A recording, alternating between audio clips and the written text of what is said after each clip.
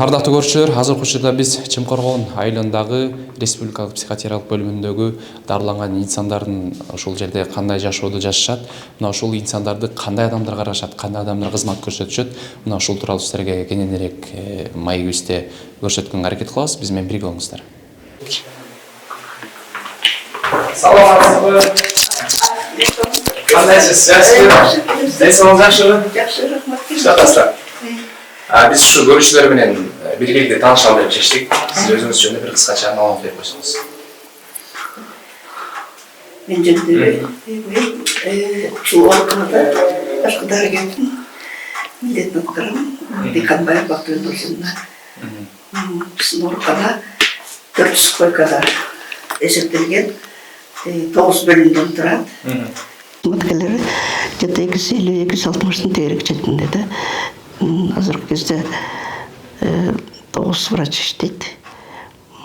9 врач иштейт, э? 9 врач. Жакшы. Жалпы бул жакта эмгектенгениңизге канча убакыт болуп калды? Мен өзүм бияка эмгектенгениме 81-жылы келгем, ушул жылдан бери эмгектенем да. А башкы дарыгердин орун басары болуп 21 жыл ушул орунда иштедим. 21 жыл болду. 20 жыл болду. Демек жалпысынан бир 40 жылдан ашыптыр. 40 жылдан ашты, ооба. Буюрса жакында 50 жылдык юбилейге келет турбайбызбы конокко? Ооба. Жакшы. Эми 40 жылдан бери ушул кызматта иштеп келатасыз. Мурунку 80-жылдар менен азыркы жылдардын айырмасы барбы? Биздин службанынбы? Аябай. Чоң. Ооба, аябай чоң. Мурда 1,5 миң, 1700 оорулар бар болсо, азыр алардын саны кескин кыскарды. Андан тышкары азыр көп көңүл бурабыз булардын правасын, кыргызча эмне, правасын, укугун коргогонго биз аябай аракет кылабыз. Андан тышкары бизден булардын психикалык ооруларды мен жабыркагандардын укуктарын коргогон дагы омбудсмендер бар, акыйкатчы институттар келип турат. Анан центр по предупреждению пыток дейт, алар дагы келип, байма-бай келип, мониторг өткөрүп турат. Андан тышкары саламаттык сактоо министрлигиндагы булардын жөнүндө аябай камкордук көрүшөт. Жакшы. Мурунку жыл менен азыркы жылдын айырмасы чоң деп атпайсызбы? Ооба, чоң. Мурда азыркыдай шарт жок болчу. Мурда бүт эмне себептен кескин азайды адам? Азайганын себеби союз барда бүт республикалардан келип жатчу да. Анда военный час, воинский час бүт союз боюнча жаткандардын баары тең келип, бияка дарыланып неметип турчу. Андан тышкары карым-катнаштар дагы неметпедиби, азайды. Жанагы союз таркаган учурда мен өзүм биякта иштеп калдым. Аябай оорулар, аябай биздин ооруканага жеткириш үчүн аябай көп кыйынчылык тудурду да. Кароосуз калды көбү. Тууган тушкандар Россияга кетип калып, аларды караган эч ким жок болуп калып, андан тышкары финансирование аябай кыйын болуп калды ошол учурда. Анан кескин азайды да. Башка ооруга чалдыккандар да көп болду. Көп жерде билем, көп жылдан бери иштеп. Кандай оору немелер менен. Демек, мурда башка улуттардан да көп болчу экен да, Өзбекстанда. Өзбекстанда, особенно воинский частта бүт республика боюнча неметчи да.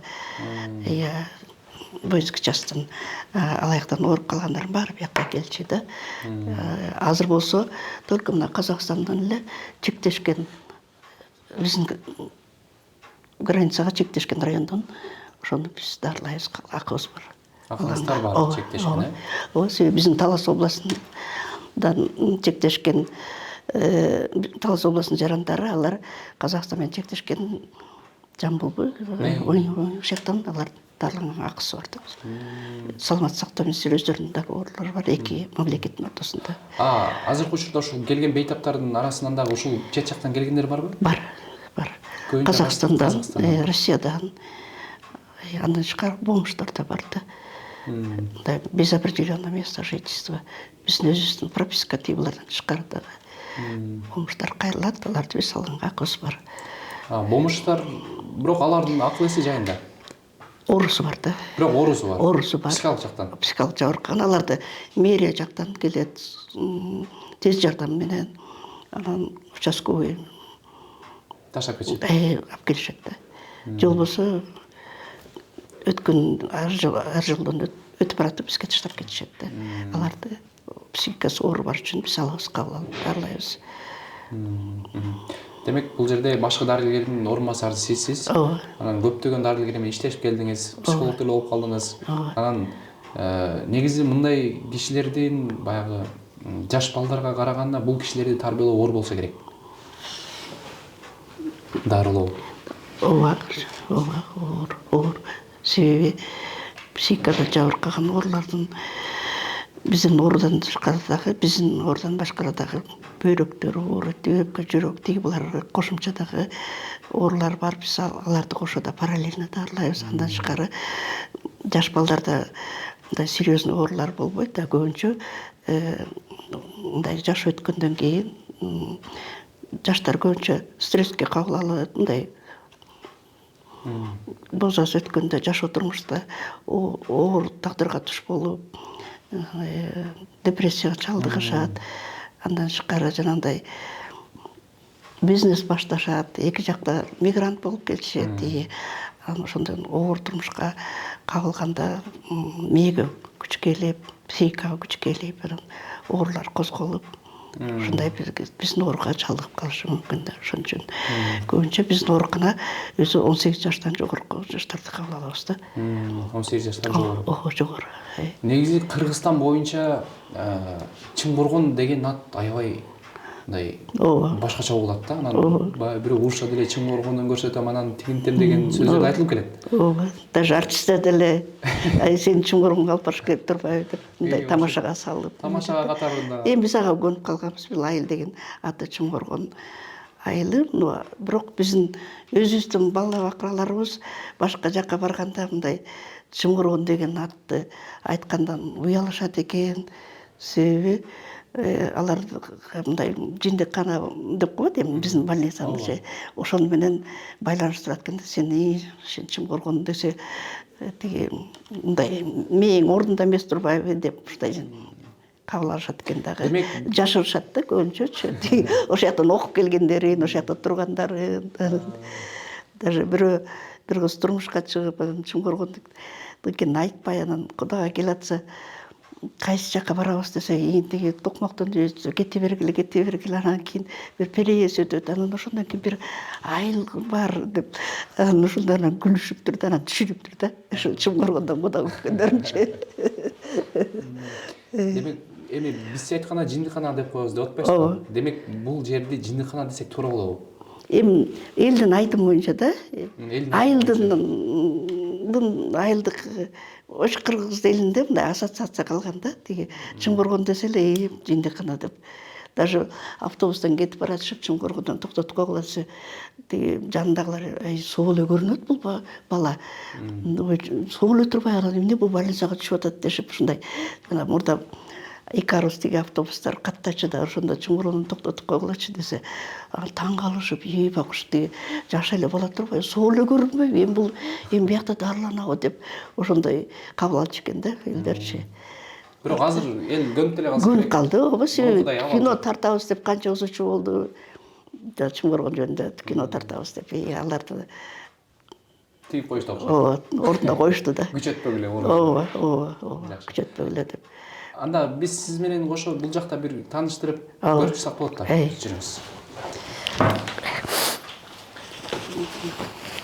Сиздин мээнетиңизди чындыгын эл баалайт. Эл көрүп атат. Канчалык адамдарга жардам бердиңиз, канчалык адамдарды жакшылап чыктыңыз деген. Биздин жаштыгыбыздын баары ушул жакта өттү. Ооруканадан өттү да. Өзүңүз кайсы жактан болосуз негизинде? Мен өзүм Сокулуктан болом. Сокулуктан? Ооба. Бул жакта турасыз? Турмушка чыккан жок, турмушка чыгып, бияктан, ушул жактан. Жакшы. Мен бул жакка келип биринчи эле бул ысык жылуучу эмелерди көрүп таң калдым. Бул атайын тосулган окшойт. Ооба, тосулган, себеби ооруларга ылайыкташтырылган да. Бүт шарттар түзүлгөн. Ооба. Мындай буну жулуп албасын, тигинтпесин деп, колун салып албасын деп, коопсуздугун сактап койгон да. Жакшы.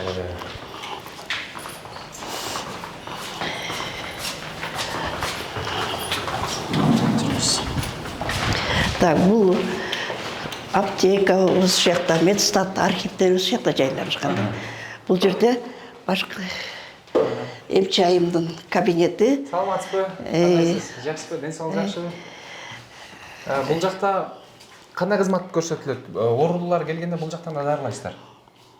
Бұл башқы дарыгер, эмнеле башкы эмчи айым болуп эсептелет. Эмнеле кесиптин ээси. Азыр отпускада бирок анын ордун милдетин аткарып, убактылуу милдетин аткарып турат да. Жакшы. Мисалы оорулуулар, ушу жабыркагандар, мисалы жүрөгү ооруганын же болбосо өпкөсү ооруганын айта албагандар бар чыгар. Ооба, бар да. Аларды кандай аныктайсыздар? Биз аны билебиз, мисалы жүрөгү ооруса давлениясы көтөрүлөт, же болбосо биягым деп мындай эметет, ооздор көгөрүп кетиши да мүмкүн. Ордунан турбай да калат, бул Жалпы текшерүүдөн өтөт. текшерүүдөн өткөрөбүз. Анализдерди рентгенден өткөрөбүз. СПИДке анализ алабыз. Жүз группа дегендерди ушулардын баарын Жакшы. өткөрүп. Рахмат. Ишиңизге ийгилик болсун, чоң рахмат эжеке. Медсапар отделде Оларды бүт кабыл алынгандар боюнча бүт документтардын баары бияка чогултулат. Бүт. Бул жакта канча кызматкер иштейт? Бияктабы экөө иштейт. Жетишет. Жакшы бар. Ооба.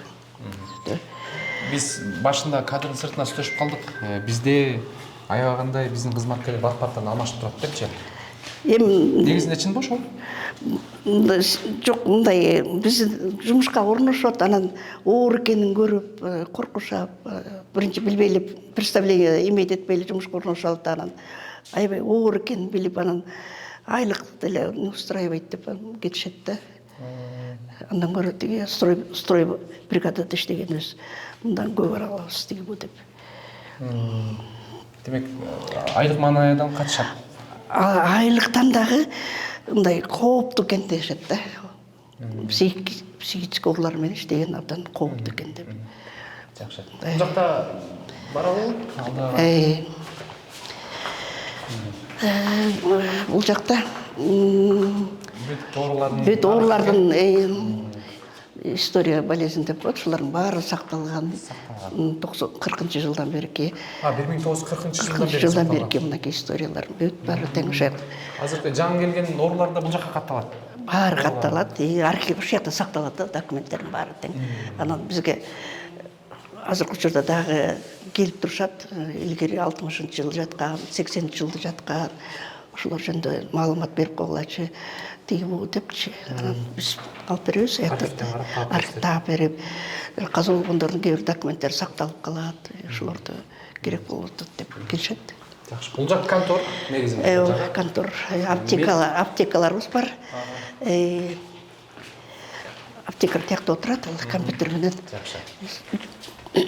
Бул жактан сыртка чыгалыбы? Бул жакта. Сыртка чыгалы. Биякта бул космолорду көрдүк. Бул да катай. Бул дагы ооба секирип кетпеш үчүн деп ондай тор менен. Ооба. Себеби бияка конторго келип турушат, бизге оорулар. Сотторда болуп турат, биздечи выездной сотторда келип. Ошондо бияка алып келип. ВТЭК болуп турат, ошондо ооруларды бияка алып келет да. Мына картиналарды биздин оорулар тарткан. Өздөрү тартышкан. Өздөрү тарткан да. Бүт кайсы. Демек, арасында таланттуулар да бар турбайбы? Таланттуулар да бар. Кайсы жылы 2008-2009 жылдары бир выставка болгон, именно психический оорулардын. Ушуларды алып барсак, баары таң калышып. Бишкекке, ооба. Анан долларга саткылачы деген, саткан жокпуз. Үйлүп койдуңуздар? Үйлүп койдук. Бизге аябай кымбат да болчу. Кол өнүгүүчүлөр, ооба. Бүт бар жазылуу артындачы. Тиги коридордо да бар болуш керек эле. Бул карапалар эмне үчүн? Тиги бул жакта. биякта болгойт да. Мынакей. Мына картинканы дагы. Бул да. Кичине анча-мынча өзгөчөлүгү билинип турат. Мындай оорулуу киши эмес, оорулуу эмес, жакшыраак кишилер тартышы мындай өтө таң калыштуу нерсе да. Сыртыр аят таң калат. Жакшы. Негизи бул жерге көп жыл болду окшойт бул жердин салынганына. Ооба. Шарттар жакшы эле. Шарттар жакшы эле, эми оңдоп неметип турабыз. Жыл сайын. Ооба. Жыл сайын өзүбүздө 50 жылдан ашты. Ооба. Капитальный ремонтты күтүп атабыз эми. Эмдиги жылкы капитальный ремонтко список берилген. Ошону күтүп атабыз да. Бул жакта ашкана, анан Ашканабыз тиякта. Оорулар турган жерлер кайсы жакта? Орлар ичинде. Жакын эле болуш керек. Жакын. Негизи жалпы канча оорулуу бар азыр? Азыр 330-340 тегерек. 330-340 тегерек. Бул жактан Чымкоргонго түшкөн адам айыгып чыккандар барбы жокпу ошонун арасынан? Бар. Айыгып чыккандар барбы? Ооба. Бар. Негизи айыкса болобу? Эми диагнозуна жараша болот да. Диагнозуна жараша. Эртерээк кайрылса, эртерээк жакшы бачым айыгып кетет дегендей. Алар биринчи оору больницага, биздин ооруканага кайрылгыча алар көбүнчө немеде болушат. Жанагы бөбөй бакчыларда жүрүп, молдолорго кайрылып жүрө беришет да, ошо. Билбей эле. Ооба, билбей эле. Анан алардын процедураларын өткөндөн кийин анан Бирок мындай учурлар да катталат экен. Мисалы ошолор молдолорго жүрө беришет деп атпайсызбы, билбей элечи? Билбей эле жүрө беришет. Молдолорго барса, жок, бул жака келсе, бул жактан дагы молдолорго жөнөткөн учурлар болот экен. Эми биз эми жөнөтпөйбүз, эми алар алып барсак болобу дешет да, ушундай. Аны биз запрет кыла албайбыз да. Сен барбагыла, молдого барбагыла деп антип айта албайбыз. Если каалап атсаңар, биз запрет кыла албайбыз да. Жанагындай учурлар катталабы, айтайын дегеним, баягы адамдар азыркы учурда баягы жин кирүү маселеси бар го. Адамга жин кирип анан өзүн баягы адаттагыдай алып жүрбөй, жиндүү болуп жүргөндөрдү жинкана тапшырып коюп анан жинканалар молдого жөнөтүштү деген сөздөрдү угуп калабыз да. Силер молдого башыңар керек экен. Жок, андай жок. Андай жок. Андай жок. Ооба. Жок андай. Бул да столовый окшойт. Ооба, столовый. Жүрүңүз.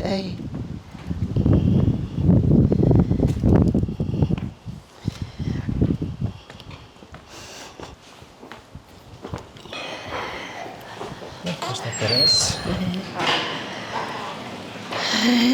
Саламатсыздарбы, кандайсыздар? Жакшысыздарбы? Саламатсыздар. Нурия Кантарбаевна. Биздин башкы ашпозчубуз. Ооба. Саламатсызбы, кандайсыз? Жакшы. Эсиңиз жакшы. Мен мону алып турайын. Сиз менен бир ашкана менен таанышалы эми. Мейлиңер. Канча болду иштегениңизге? 30 жылга жактап калды. 30 жыл. Демек сизден кийин келген турбайбы? Бир туугандай эле болуп калсаңыздар экен. Эми биякта бүт барыбыз да бир айылда ошондой да. Өзүңүз кайсы жактан болосуз? Ушу жакта элем. Чымкоргондон. Жакшы. Чымкоргондон. Бул жакка келгенде эле негизи бул жерге да көп жыл болгон окшойт. Көп жыл болду. Эски здание аябай генеральный мындай ремонтто болду элек да. Өзүбүздүн колубуз менен мындай актап, сырдап коебуз болду. Кайсы жерде тамактанышат биздин Оорулуулар 300, азыркы учурда 333 оорулуу бар. Эртең менен молочный ичишет, каждый день молочный ичишет. Чай с сахаром, түштө первый, второй блюдо эт менен тамактанышат. Анан полнигибиз бар, полникте конфет, нан, чай ичет, же болбосо творог менен, же болбосо сливочный масло менен бутерброд кылып. Анан кечинде тамак ичет, ысык тамак. Булар өздөрү жаткан жерден ичишеби же бул жакка келишип? Жок, бияктан биз котелдорго куюп беребиз, 50-40 литровый котелдорго куюп беребиз. Больнойлордун количествосуна жарашачы. Ондай сведения берилет. Граммдап тартып, тетиги таразабыз бар, бул таразабыз бар. Граммдап тартып беребиз, анан бияктан алып кетишет. Буфеттегилер алып кетишет анан. Даярдап берет экенсиз. Даярдап беребиз. Баягы нандарды бүт өзүңүздөр даярдап экенсиз. Өзүбүз даярдайбыз, эне көрсөңөр болот. Жүрүңүз, нанды көрөлүчү мына.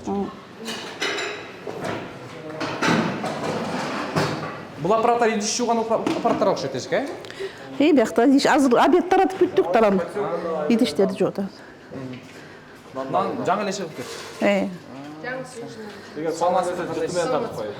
Осы дейсіңер болады. Қазір осы дейсің. Осы Бұл чистый, ештеңе қосылған. Қырғыз. Шыныға? Апаның наны да. Апаның қырғыз наны.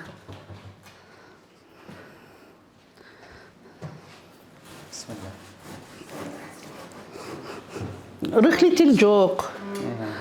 Еш нәрсе жоқ. Ана бисмилля. Жан көшіп тұр, Жаңа ұшты. Ошо өзүбүз жазайбыз. Бир күндө 2 мешок жуурулат. бір күнде. Анан жазалып, мына 1,5-2 килограммовый нандар веске салдым, анан бул окошкадан таратабыз. Грамм менен. Грамм менен. Требование скажешь, вам менен эсептеп. 2 мешок қанша уақытта жетеді? 1 суткага. 5 сутка қалай? 1 суткага. Күнүгө бышырабыз да. Күнүгө бышырабыз, свежий. Жалпы ашханада қанша қызметкерсіздер? Ашканада 10 кишибиз. 10 киши. Сменмен иштейбиз, 3 күндөн алмаш. Жетишет. Ооба, жетишет. Жақсы. Чоң рахмат сіздерге. Анасы менен кетелибиз. Ишиңиз ийгилик болсун. Рахмат. Сиздин мээнетиңизди эл баалайт, көрдү, буюрса биздин көрүүчүлөр арасында сиз калып отурбек болсо, ошол жактан окуп турсаңыз болот. Көрүүчүлөр кайда кетели, ушул инсандардын мээнети чоң. Ушул элибизге ийгилик каалап бир бата кылып койсоңуздар дагы кем эмес дейт, Рахмат дейин. Нан үчүн рахмат эжеге. Чоң рахмат. Саламатсызбы, кандайсыз? Ден соолугуңуз жакшы? Жакшы. Кыскача маалымат берип койсоңуз өзүңүз жөнүндө.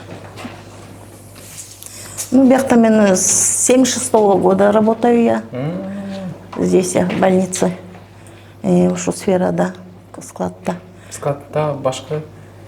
За склад я. Замсклад сизсиз, жакшы. За склад. 76-жылдан бери иштесеңиз, Да. өмүрүңүздүн жарымынан Да, көбү уже ушул жакта здесь, өткөн да. турбайбы? Жакшы. Хорошо. Таанышалы. Ага, бяхта продукты. Больницанын продуктылары. Таза менен кабыл аласыздар. Да, обязательно. Здесь вот остатки, чайлар бяхта, эмелер, калампирлер. Здесь Халалниктер бүт бар. есть. Ушул жакта, Да, мына бяхта. Бяхта сүт, творог, сыр здесь. Мгм. Вот, творог, сыр, сүттөр. Каждую неделю 7 күндүк алып келет. Бяхта эт. Бяхта эт салып коебуз, а то тоңуп калса чыкпай калат. Ушинтип бөлүп коем мен ушинтип. Бяхта тоже мясо. Здесь. Демек эттен көйгөй жок экен. Я. Эттен көйгөй жок. Нет. Эч кайсы продукт. Нет. Жетиштүү. Все жетиштүү. Сразу заказ беребиз, заказ менен алып келишет. Бяк крупа, перловка, бяхта пшено, вот геркулес, гречка. И обед, все бяхта. Бүт барын сразу, да. Жактан беребиз. Перловка здесь, горох, гречка. Здесь бяхта ун. Мука, өзүбүз нан жасайбыз. Бар биринчи сорт. Да, обязательно. Мурда күнү 3 тонна келди. Так. Здесь тоже вот Макарон кесмелери менен. мына бяхта, да, киплап, кесме. Здесь рис сечка, здесь манка.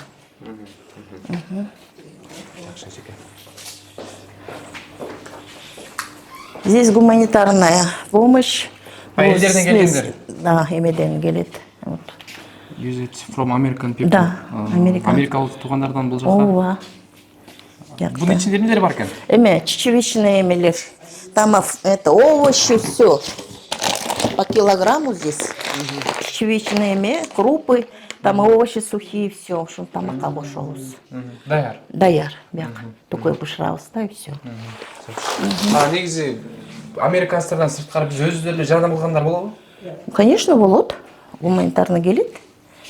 Бизге? Вот свежий перец сегодня привезли. Огурцы привезли. Аларга всегда салат беребиз с морковью. Десалты кам көрөсүздөр, жакшы. Да, обязательно. Здесь гордую так. Здесь соль, туз, свет. Так, здесь, века.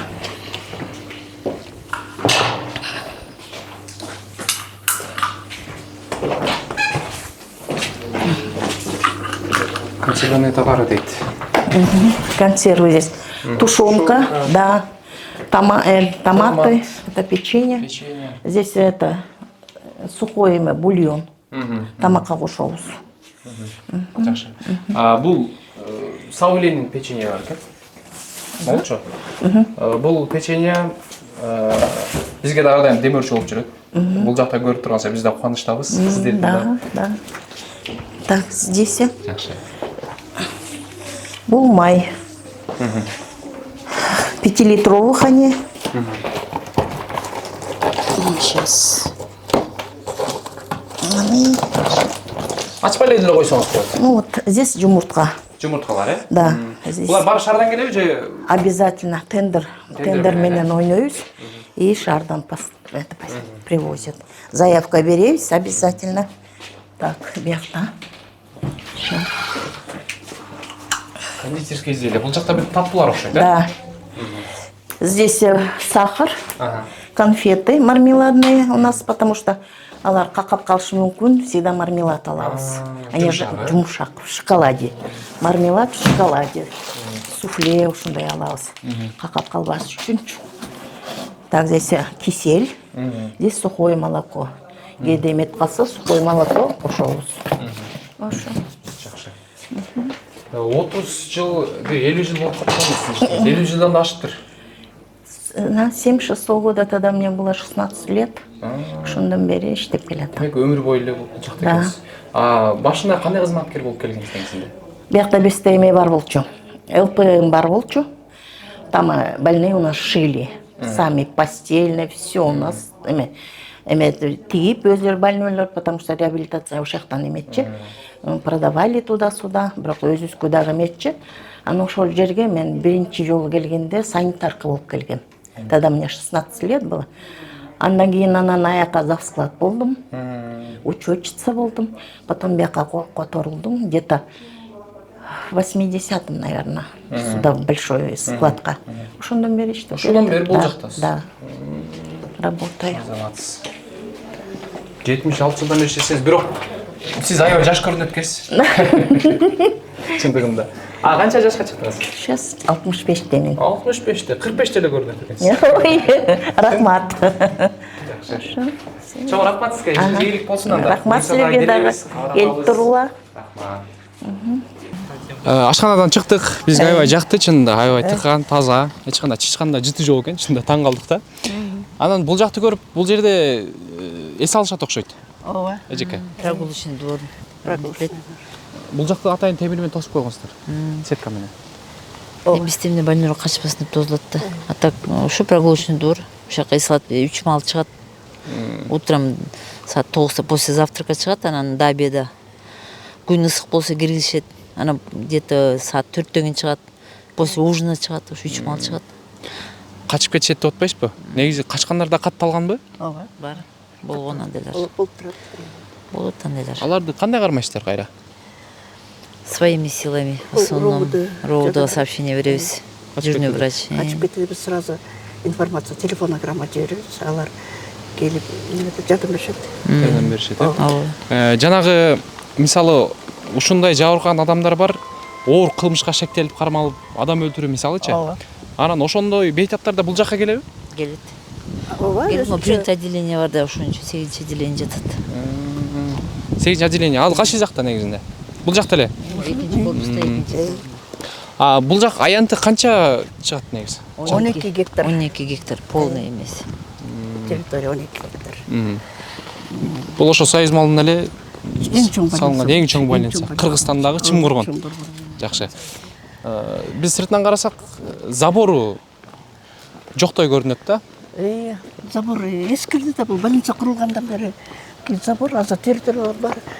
Кулап калган. Кулап калышкан. Кулап калып. Бир жаңылатып коюш керек экен. Жаңылатыш керек, бирок акча жок. Акча жок. Мал сал кире беришет. Мал сал арылап кетет. Биз куйбуз малдардын баарын тең.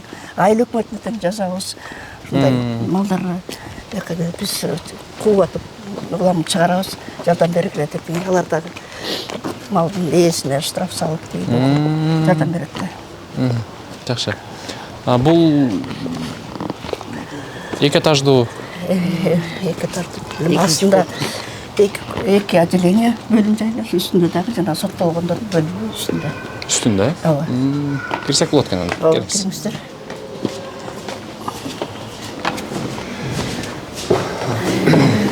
Буякта Жолуу бөлмөсү дейт. Бул жакка тукандар келип жолугуп кетеби? Бейтаптар менен. Бул жакта гинекологический кабинет дейт. Демек, ооргандар дагы аялдар. Өзүнчө гинекологубуз бар, көрсөтүп турабыз. Эркектер менен аялдар кандай жашашат? Өзүнчө. Мынакей бул 10-чу бөлүм аялдардын бөлүмү. 10-чу бөлүм. Эшиктер күнүштөнгөн. Эч ким Ачык болчу. Жакта да жөнөчүктөр бар. Саламатсызбы, кандай сизге? Эс ал жакшыбы?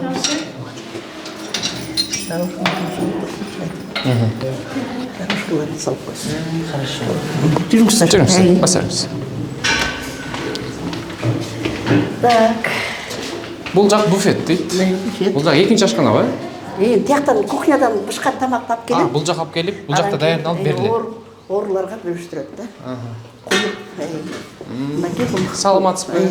Кандайсыз? Ден жакшыбы? Иштериңиз? Жакшы. Аман эсенсиз. Аман эсенбиз. Кудай Сизге канча убакыт болду иштегениңизге? Мен 6 жылга карады. 6 жылга карады. Жаңы турбайбы эжекебиз? Жакшы. Бул жерден тамак берилет окшойт бул жакка эжеке? Тамак ичет отуруп. Тамак бүтүп калды азыр. Маха. Жүрүңүз.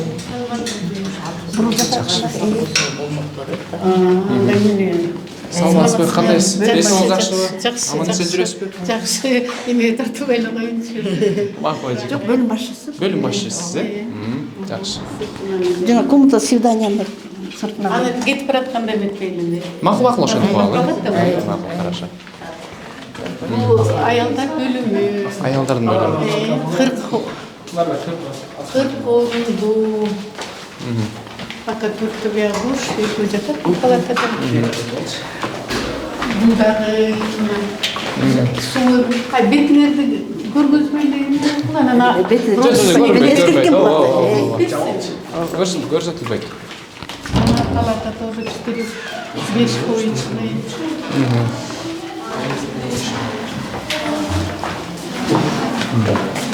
Бул жерде канча кызматкер иштейт азыр? Азыр сменде бир медсестра, 2 санитарка да. Анан буфетчица, хозяйка. Мына бул эмедеги медсестра постовой. Бул наблюдательный палата деп коет. Бул жаңы оорулар козголуп келгендеги жаткан. Булар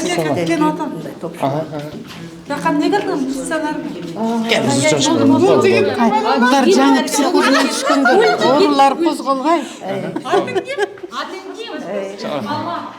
Булар жаңы түшкөндөр, оорулар козголуп психоз деп коет. Ошон үчүн поведениялары эмедеп калат. Сиздер баягы жашууларды өзүнчө сактайсыздарбы? Кимдерди? Өзүнчө жаткырасыздарбы? Жашуулуулар менен жаштарды. Жок, андай Аралаш эле жатышат. аралаш. Жакшы.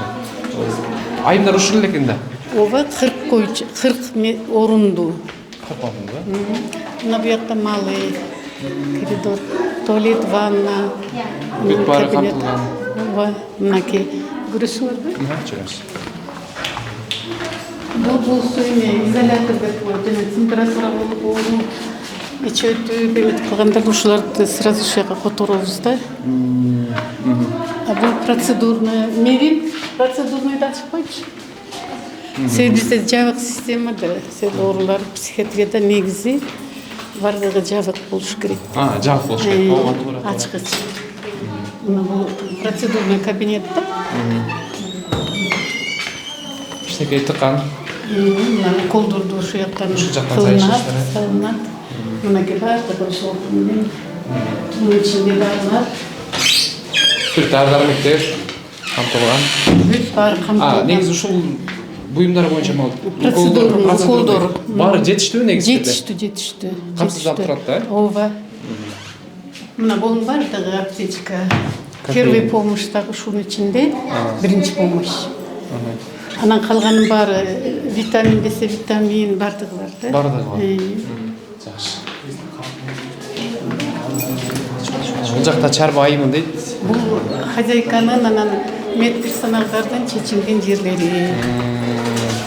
Бул жака келип кийинип которунасыздар сиздер, э? Үйдө кийгендерим биякта, халаттар биякта.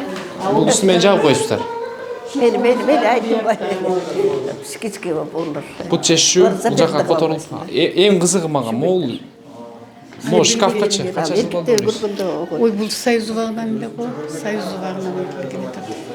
85-жылдан бери. 85-тен бери иштейсиз. Ошондон бери ушундай Өзүнчө пост бар да. жакшы Бөлөккө кирсе дагы. Жакшы, демек жакшы сактайт турбайсыздарбы? карабайсыңарбы? Жамап, айрылган жерлерин. Өзүңүздөр актап, Ооба. бүт сонун кылып деңиз. Биякта. Бирок азыр заман өнүктү. Заман талабына жараша бизде сонун шкафтар бар. Балким Силерден жардам болуп. буйруса. Ооба. Үмүт кыламын. Буйруса. Мен кабинетте Жүрүңүз. Ана жуунучу чай, туалеттер, склады бар бир жерде да. Кабинет, врачебный. Башка дарыгерлер бул жакта бөлүмдөгү. Ушул жакта турасыздар. Бул жакта иштейсиздер. Бөлөлөр ушака беседага чакырып, мына стульчиктеги беседа кылып анан жүргүзөт. Жакшы.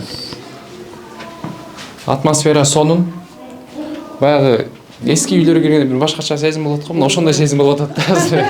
Азыркы больницаларга кирсең, бир особнякка киргендей эле болосуң. Чынындачы. Жакшы.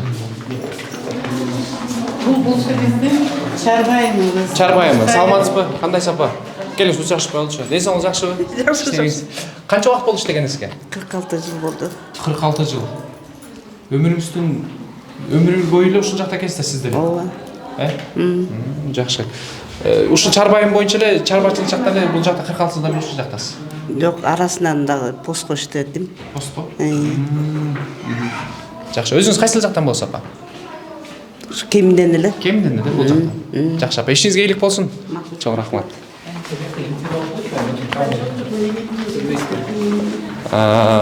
Апа, негизи бул жакта бүт эле 46 жыл, анан 50 жылдан бери иштегендер бул жакта экен да? Балким сиздерге бир жаңы кадрлар эмне үчүн жок? Анын причина себеби дагы бар. Жаңы кадр. Азыркы медакадемияны бүтүп аткандар психиатр болгусу келбейт. Алар көбүнчө хирург, гинеколог, стоматолог болгусу келсе, кардиолог, невропатолог, психиатр деген оор кесип. Уже бизге биздин орун басарларыбыз жок. Мынакей азыр баарыбыз улгайып калгандарбыз. Эми дагы 3-4 жылдан кийин, 5 жылдан кийин Комната сиздерге көп болот. замин жок бизге. Бул жерден кимдер өзүбүз тамактанабыз. Сиздер өзүңүздөр тамактанасыздар. Түшкү албетте. Сутками иштешет. Бул жагынан киришет. Туугандары бияктан ачабыз. Бияка киришип, анан кадимкидей кездешүү болот. Алып келген тамак аштарын жешет, алып келген кийим кечелерин кийишип, жашынып Ушул жерде. Холодильник менен ооба, алып келген тамактарын салып. ысыт берет экен, бул жакта ысыткыч да бар экен. Суу, холодильник. Жакшы, сонун шарт түзүлүптүр негизинде. Бардык нерсе камтылган. Эметип атабыз мындай. Аракет. Аракет кылып атасыздар. Колдон келгендин баарын кылып атабыз. Сиздерге терең ыраазычылык билдиребиз. Бар болуңуздар ушундай кызмат аркылап жүргөнсүзгө. Буюрса көрүүчүлөрдүн арасында эл баалайт сиздерди, көрөт. Анан ар кандай жардам керек болуп турамса, балким баягы Мунарбек. Рахмат. Баягы шкафтарды көрүп, балким колдо бар адамдар бар да. Балким сиздерге жардам катары бул жака келип калышат. Чоң үмүттөбүз. Силерге да рахмат. Чоң рахмат. Рахмат эске. Бул эркектердин бөлүмү да. Бул жак айымдар, бул жак эркектердики. Азыр эми айымдардын көрүткөн мырзалардын жаткан жерине кирдик. Бул жакта эле айымдардын эле тамактана турган жери бар экен. Бирок тамакты бирлер жерден таратат окшойт бул жактан, э? Ооба. Кухнядан, пищеблоктон даярдап анан. Бул жерде намазкана бар турбайбы? Намазкана. Намаз окушат. Биз деметпейсиз, тыюу салбайбыз. Намаз окушат. Арасынан намаз окугандар барбы? Бар. Роза кармайт. Булар деле бизден ким калбаган. Ораза кармайт, намаз окуп. Техи час экен. Азыр Техи час. Уктабай салып жатат. Канчага чейин техи час болот? саат 4-кө чейин. Саламатсыздарбы? Саат 4-кө чейин. 4-төн кийин тынык болот, сыртка чыгышат. Эшке чыгышып, эс алышат. Жакшы. Бул да Телевизорунан телевизор көрүшөт. кайсын жактан? Бул жактанбы? Ама столдо отурат ушул жакта отурушуп кино көрүшөт экен, Жакшы. Кандайсыз? Жакшы. Дей салыңыз, жакшы. Жанагы айымдардын арасынан иштегендер 76 жылдан бери иштейт бир экөөсү жанагы складта иштеген. Сиз жаш эле болсоңуз керек. 7 жыл болду. 7 жыл болду. Жумуштарыңыз жакшы бул жакта. Жакшы, буюрса. Бул жакта жекем айтты, бул жакка келген ишкерлер, иштейм дегендер бат эле кетип калат, жумуш жакпады, оор экен деп. 7 жылда сизде көнүшүп кеттиңизби, оорчулук жараткан жок сиз үчүн? Жок, конечно, бул психиатрияда оорчулук жаратты, бирок ошол нерсеге баягы аракеттенип иштеп атабыз. Кыйынчылык барбы жокпу азыр? Азыр эми кыйынчылык, эми булардан кыйынчылык аргандай нерсени күтүүгө болот да. Непредсказуемый дейм, азыр прям точносын айта албайм эчтеке депчи. Булар прям секунд сайын, минут сайын өзгөрүп турат да булардын поведениясы, анан кийин азыр эми пока эчтеке деп айта албайм. Ушул дарыгер катары сиз булардын жанында көп жүрөсүз, көп дарылайсыз, анан балким өмүрүңүзгө бир коркунуч келеби деп мындай коркунучуңуз болбойбу? Эми жумушка келгенде албетте да кирип келгенде баягы обязательно дуа менен кирип келебиз. Баягы жашообуз кылдын кырында да ошентсе да болбой. Эми биз булар менен иштебегенде ким иштейт? Ар ким өзүнүн профессиясы болот. Анан ошол себептен ошол профессиябызды жактырып сүйүп иштеп атабыз. Жакшы жагынан карап, ошондой риск болсо дагы. Жакшы. Буга чейин угуп көрдүңүз беле ушинтип кол көтөргөндөр, ушул жакта иштегендер, урушуп кеткендер, ушундай катталабы ушундай учурлар кээде? Конечно, öyle. Вот көп эле болот. Мужское отделение особенно. Мужское отделение. Айымдар тынчыраак. Айымдардың деле болот. Айымдар деле болот. Эми мен айымдарда иштеп көргөн эмесмин баягы. Непредсказуемые. Бочка с порохом. Бүт эле нерсени күтүп алат экен деп. Бүт эле нерсе, бочка с порохом, можно сказать. Здесь работаю. Я здесь 48 лет работаю уже. Ошондон бери ушундай болуп 48 жыл. Демек 2 жылда юбилей берет турбайсызбы? Юбилей берем. Ошону күтүп атам. Бизди чакырганды унутпаңыз анда. Анда макул 7-чи каналды. Ооба. Чоң рахмат сизге. Ишиңиз ийгилик болсун. Рахмат. Жумушуңуздар эл баалайт чындыгында. Ийгиликтер болсун. Чоң рахмат. Келесиз. Бул 8-чи бөлүм.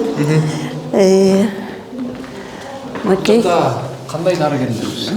Бул бөлүм эркектердин жанагы соттун чечими менен мажбурланып дарылангандардын бөлүмү да. Демек бул жакта кылмышкерлер. Кылмышкерлер. Кылмышкерлер. Психикалык. Саламатсыздарбы? Кандайсыздар? Жакшы. Бул жакта эмне болуп калдыңыз? Кайсы жумушта? Бул энчайм Эмче? Канча убакыт болсун иштегенсиз? 6 жыл. 6 жылдын жүзү болуп калды, жакшы. Саламатсыздар. Саламатсыздарбы? Кандайсыздар? Жакшысыздарбы? Иштеп атасыздарбы? Сиз сол жакшы. Жакшы. Сиздин иштегениңизге канча жыл болду? 54 жыл болду. 54 жыл. Бул жакта аябай көп жылдар бери иштеген. Бүт эле ушундай да. Бүт андай болуп калды. Саламатсызбы? Кандайсыздар? Саламатсызбы? Кандайсыз? Жакшы. Медсестра иштейм. Сол жакшы. Канча жыл болду иштегениңиз? 48 жылдан Сиз 56 жыл дедиңиз. 54 жыл. 54 жыл. Азыр 54 жашка чыкпагандар көп да негизи. Мисалы астыңкы бөлүктө башкалар экен, бул жакта кылмыш менен. Анан буларды кароодо кыйынчылык барбы жокпу? Алар менен салыштырмалуу. Болот эми ар кандай болот. Кыйын эле да, кыйын, аябай эле кыйын. Кыйынчылык болот, аны деле жеңебиз ушун жүрөбүз иштеп. 56 жылдан бери. Жакшы апа, өмүрүңүз Бека. болсун. Сиз бул жакта медайым болдуңуз. Башынан бери медайым болуп келесизби? Ооба, мен жашам бүткөндө эле келип ушу айылда жашачумун, ушу жерде иштеп келдим. 40 канча болду? 40 канча? 48-ден 49 жылга карай, 76-жылга карай. Азыр канча жашка чыктыңыз? 69. 70-тин жайын ичинде калып турсуз. Апалар, эми бир суроо элейин да. Эмне үчүн бул жакта иштегендер апалар аябай жаш көрүнүшөт дейм. Мындай 70 жашта апалар биз ойлойбуз, мындай аябай башкача элестетебиз да. Сиздер аябай жаш көрүнөт экенсиз, тек чыйрап. Бирок эми баягы медицинада баягы чыйралып өзүңдү эметип жүрөт экенсиң. Медицина ушундай экен да. Сиз канча жаштасыз? жетимиштейм. Сиз да жетимишсиз. Экөөңүздөр классташсыздар. Жакшы апа. Бул жакта канча киши бар негизи соттолгондордун? 55 киши бар. 55 киши. Жакшы. Бүт эле бөлмөдө азыр тихий жасап окшойт баардыгы. Күчөтүлгөн режим, анан жалпы общий режим, обычный режим деп коет, ошону менен жатат. Бул жакта медайым бөлмөсү. Бул жакта өзүнчө медайым бар. Ооба. Ошол кабинет. Сиздин Ушул жерден кабинетиңиз. раскладка кылабыз, описание кылабыз окууларды. Анан наблюдение кылабыз, чыгып карап, дарыларын беребиз, уколдорун жасайбыз. Режимиңиздер кандай сиздердин? Канчадан канча иштейсиздер негизи? Бизби ден иштейбиз, ночь иштейбиз. Күнү түнү. Сутка Сутка иштейт. рұқсат біз өзіміз қалап сұранып алғанбыз да, алыстан келесіз да. Сиз кайдан бери келесиз? Дейт Кемер району Кызылсудан келесіз. Кызылсуудан бери келесиз. Жакшы. Демек буларга суткалап караш керек болуп калат турбайбы? Бир сутка, эки сутка эс алат. Сиздин ордуңузга башка бирөө дагы барбы? Бар. Беш магистра иштейбиз. Смена походу.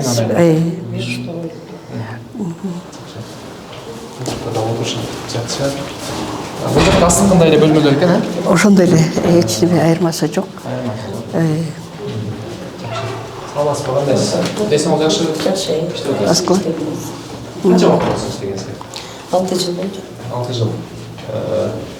Биз жана ылдый медиаға бир суроо бергенбиз. Бул жакка келгенде бат эле кетип калат экен. Оор жумуш экен, күнө албадым деп. Кандай болду? Жакшы. Оор эле мына чыдап иштейбиз да. Айла жок, башка жумуш жок да, айла жок иштеш керек. Эми чыдап алган кантип болсун. Көнүшүп каласыз. Ооба. Жакшы. Өзүңүз кайсы жактан болосуз? Чоңоргон айдын келини болом. Келип кетип, үйгө алып келип кетип иштеп турасыз. Суткалап иштейбиз да. Жакшы. Бул жакта дагы оорулар жатат. Бул жактан телевизор көрүшөт экен. Телевизор иштейт. Иштейт. Бүт канал тартат. Элчинчи канал тартат. Баарын тартат. Кандайсыз? Бул жакта иштейт окшойсуз. Эсиңиз жакшы. Кызматыңыз бул жакта? Санитар. Санитарсыз. Канча убакыт болсуз? Öyle oldu mu? 12 жыл болду.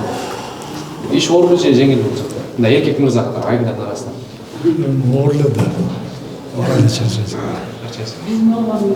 Мисалы, сиздерде бир бейтаптардын арасында бир кыйынчылык жарата турган болсо, бир урушуп же, ушул мырзаларды айтыласыздар да, биринчи эле.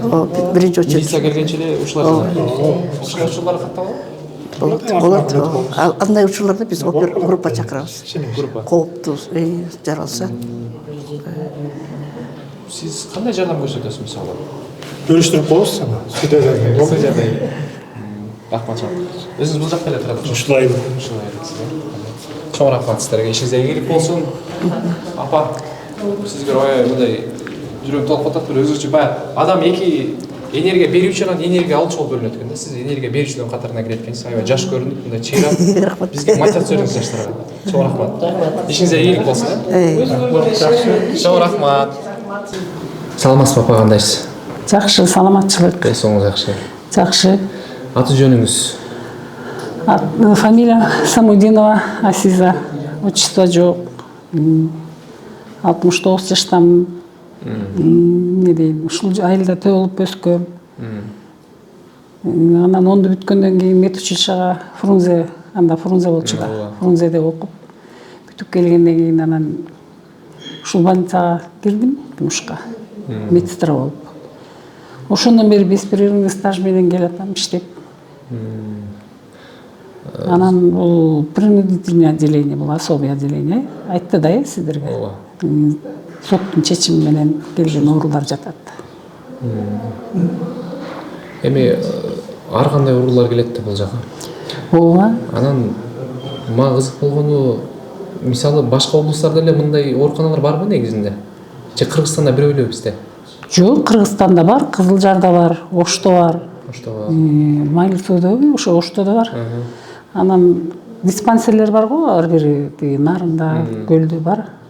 Диспансерлер. Анан эмне себептен анда Кыргызстан айтып калышат, ушул Чыңгоргон деген ат аябай мындай белгилүү да бизге. Чыңгоргон дегенде ушундай элестетет. Бул өзүн кадимкидей эле Чыңгоргон деген эле айыл. Илгери ушул жерде соодагерлер өткөндө бийик коргон бар экен да, ошол жерге келип түнөшүп, анан Токмок базарына барышчу экен. Анан ошондон эле айтылган, анан Чыңгоргондо больница болгондугу үчүн эле Чымкоргон деген ат силерге аябай эме болот да, өзгөчө.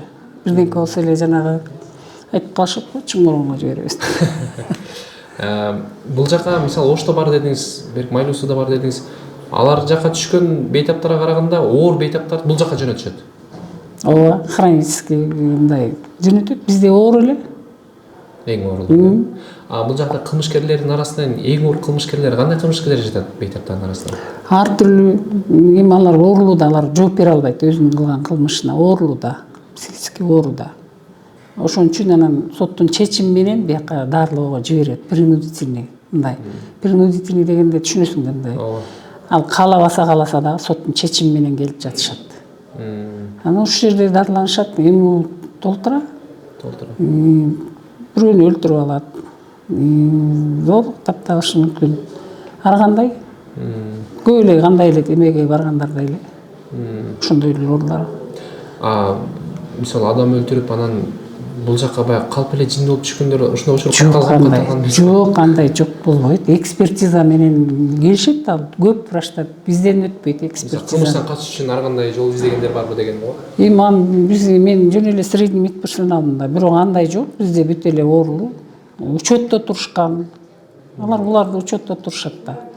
Бияктан экспертиза өтпөйт, ошо Кызылжардан өтөт, Бишкектен канча бир топ врачтар, высший категория, аябай мындай ошол жагын окуган эксперт врачтар өткөрөт психиатриялык. Анан ошондон чечим чыгып, анан кийин бияка жиберилет. Аларды биринчи ошондон өткөрөт, аябай байкайт, Кызылжарга жиберет, анан ошондон чыгарат.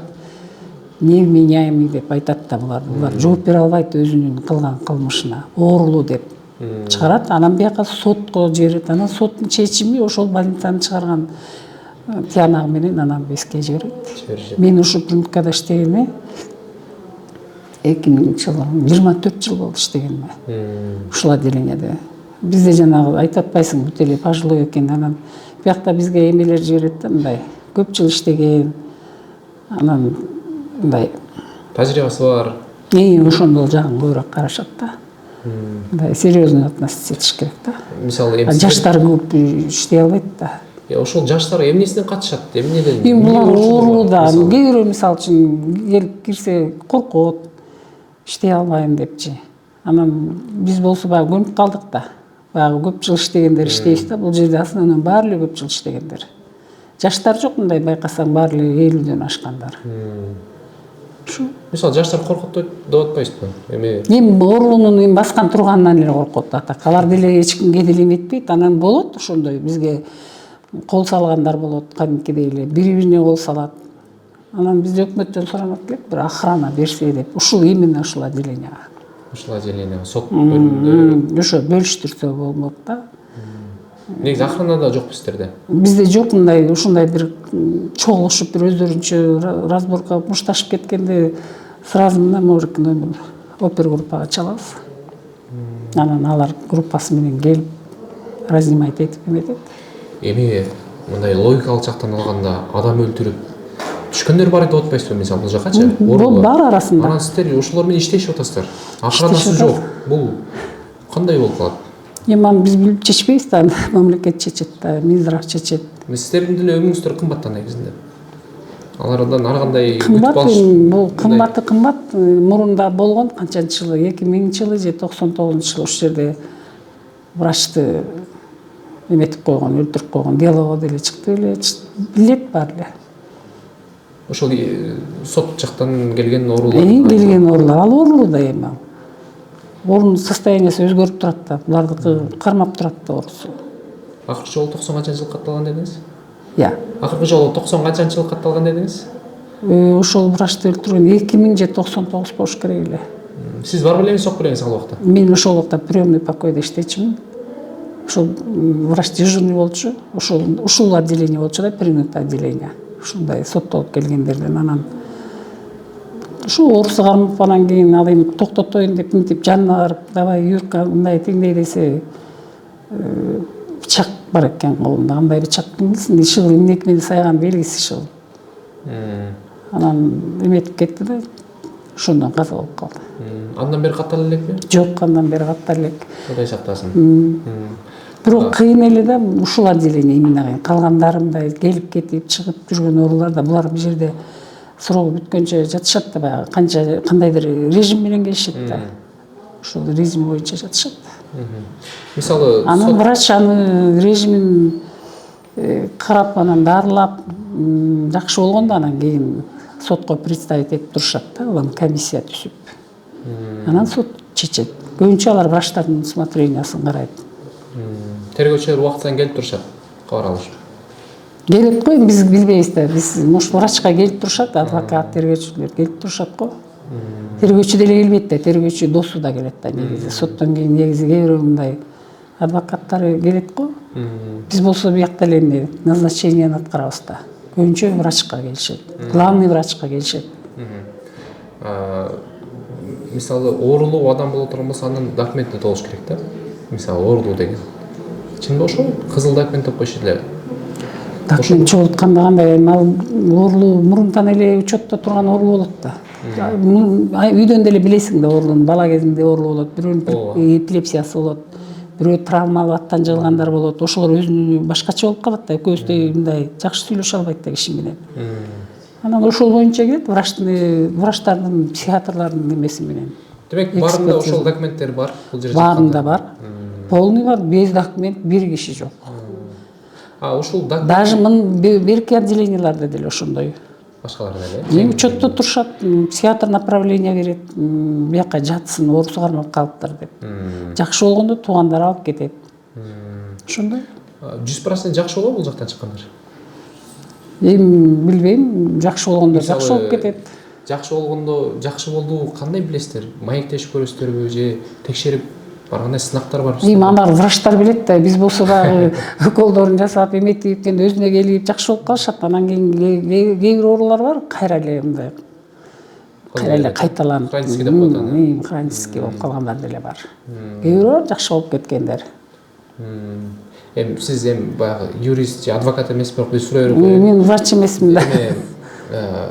Булардын документи бар деп атпайсызбы? Документи барлар соттолуп келсе деле булар камалабы же камалбайбы? Камалбайт да, камалбаган үчүн бизге келип атпайбы? Принудительное лечение деп коюп атпайбы? Мисалы, адам өлтүрүп бул жака түштү, сот жөнөтүп анан бул жактан чыкса эркиндикте эле жүрөт. Ой, үйүнө барат да. Оорусу кармаганда кайра дарыланып келип турат. Ал учетто да дарыланып турат.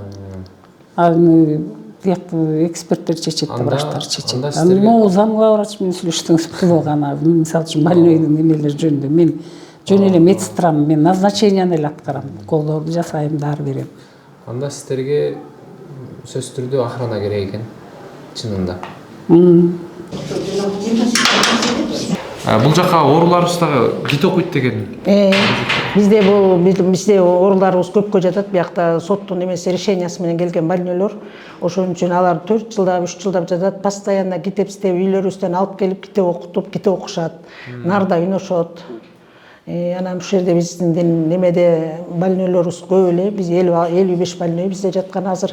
Анан биздин кичине айлык эме бизге көбүнчө эле эме сурайбыз милицияларда эметсин депчи, бирок андай эме жок болуп атат азыр. Бизге кичине айлык маянабызды кошуп койсо жакшы болот эле. Хотя бы жок деген ушу психиатрияга. Ооба. Канча жылдан бери эмгектенип атасыздар? Мен ушул жерде иштегениме 54 жыл болду. Постоянно биринчи отделенияда сестра хозяйка болуп иштеп келатам. Эми бизге ар кандай эмелер болот, кол салуу деле болот, эме деле болот, ар кандай болот да бизде. Бирок ошого чыдап, айылда болгондон кийин иштеп жүрөбүз.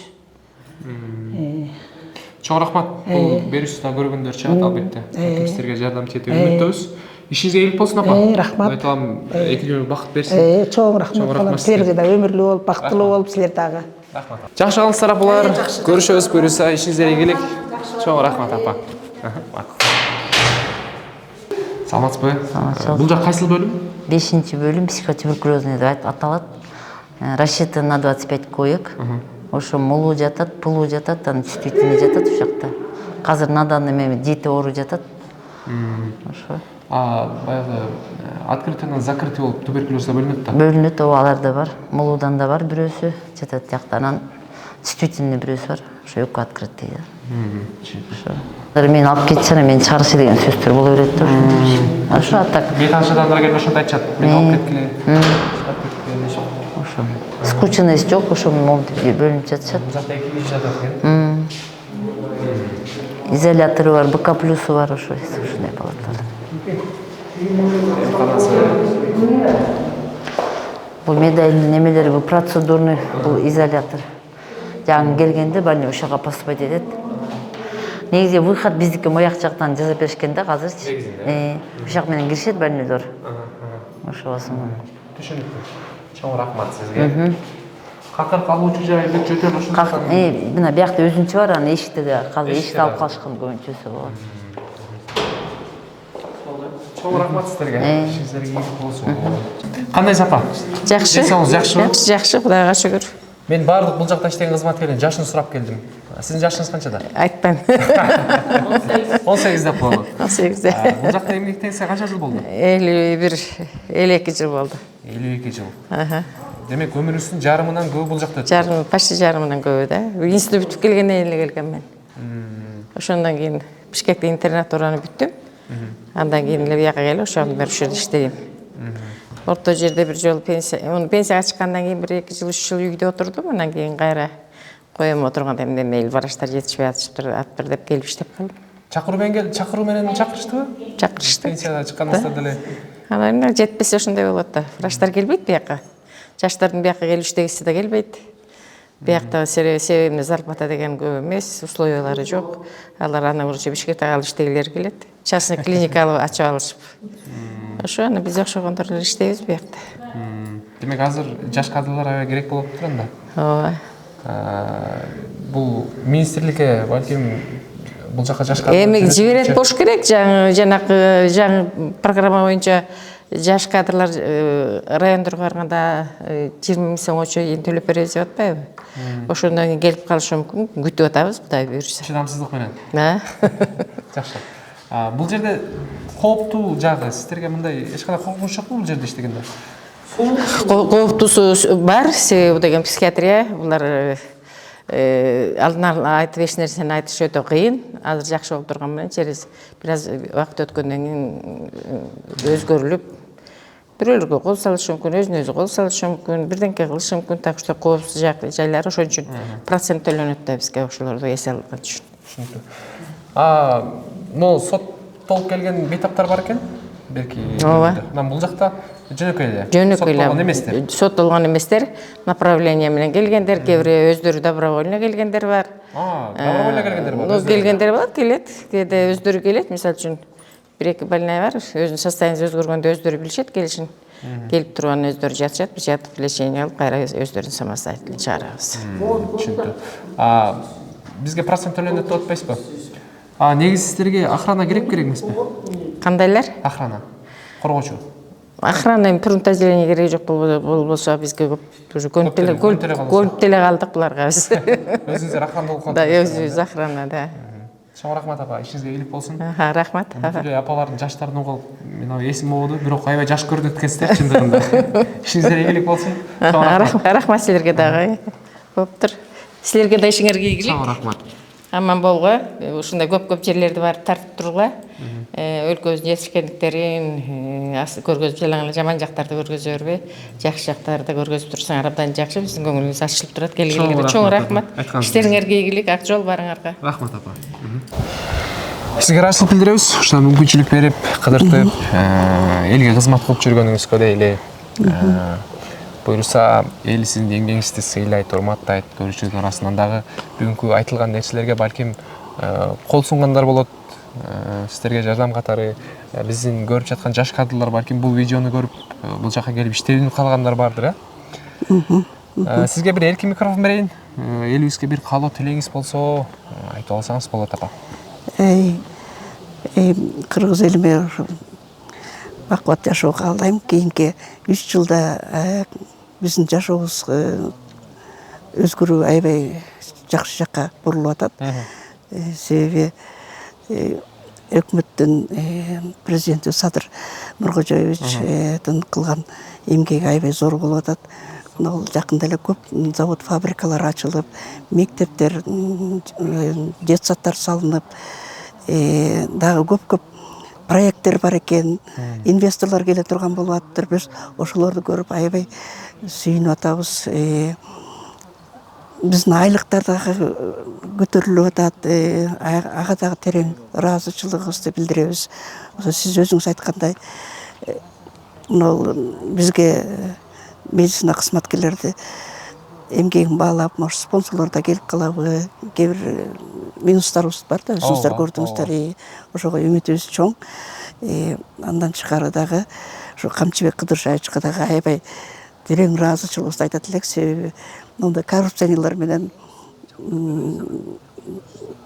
күрөшүп, ушу бюджеттин акчасын толтуруп дегендей, ошонун эсебинен биздин айлыгыбыз көтөрүлүп атат да. Айлык көтөрүлсө, ар бир үйдө жашоого болот, балдар дагы окууга умтулушуп. Андан кийин мына жакында эле Олимпиада болду. Ошондун призовой медаль орундарды ээлеп келгендерге дагы аябай белектерин берип, марттык кылып, анын баары тең ошо өкмөтүбүздүн иштегенинин результаты болуп атат да, казына толуп да. Ошо мен дагы ушуларга күч кубат берсин, жана өзүбүздүн медицина кызматкерлер дагы чоң ыраазычылык билдирем. Ушундай жашоо шартыбыздын эле жана ишибиздин оорлугуна карабай, ушу көп жылдан бери иштеп жүрөт. Биз үмүтүбүздү үзбөйбүз, дарыгерлер, психиатр дарыгерлер келсе экен деп күтөбүз. Ооба. Жаш кадрлар бизде күтөбүз. Бул жака келип аябай таң калдык. Дагы бир жыл айтайын, сиздердин эмгегиңиздер аябай зор, ордуңуздар бийик, эл баалайт, билейт, эл сынчыдайт, эл көрөт. Сөзсүз түрдө. Биз дагы келебиз, апа. Рахмат. Сиздер менен кабар алганы. Сиздерге дагы ийгилик каалайм. Бул жакта иштеген медайымдардын апаларыбыздын көбүнчө апаларыбыз экен. Чоң энелерибиз менен тең дейли, бирок жаш көрүнүшөт экен.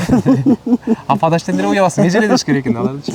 Ийгилик болсун. Чоң рахмат, апа. Сиздерге дагы ошо туура чагылдырып бергениңиздерге да рахмат. Урматтуу достор, мына ушуну менен бүгүнкү чыгарылышыбыз соңуна жетти. Сиздерге ушул жерде иштеген медайымдар менен жана ордулар менен кандай абалда жашашат, кандай шартта иштешет, ушул тууралуу сиздерге маалымат бере алдык деп ойлойбуз. Эгерде кимде ким ушул жаткан бейтаптарга же болбосо медайымдарга шарттарын түзүүгө бир кол сунам дегендер болсо, албетте сөзсүз түрдө бул жактын эшиги ар дайым ачык. Ошондуктан баарыңыздарды балким тамак аш жагынан болсун, балким ушул ичиндеги кийим салууга болгон өзүңүздөр видеодо көргөндөй шкафтарды оңдоодо дагы бир темирге алмаштырып жакшы шарт түзүп берем дегендер болсо, сөзсүз түрдө байланышып бул жакка келип жардам берип кетсеңиздер болот. Биз сиздер менен коштошпойбуз. Кийинки эфирлерден кайрадан көрүшкөнчө сак саламатта туруңуздар.